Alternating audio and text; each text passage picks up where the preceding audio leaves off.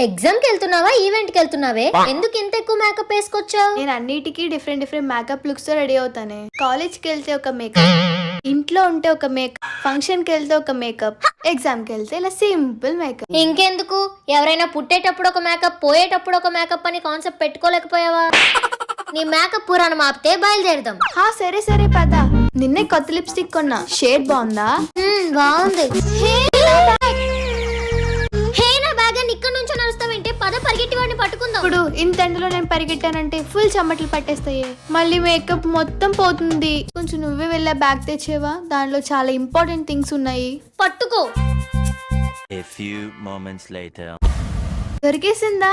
ముందందులో books, phone, డబ్బులు అవన్నీ ఉన్నాయో లేదో చెక్ చేసుకో. నా బ్యాగ్ లో అలాంటివి ఏమి ఉండవే. ఏవో ఇంపార్టెంట్ వస్తువులు ఉన్నాయన్నావు కదే. నేను చెప్పింది నా మేకప్ ప్రొడక్ట్స్ కోసం.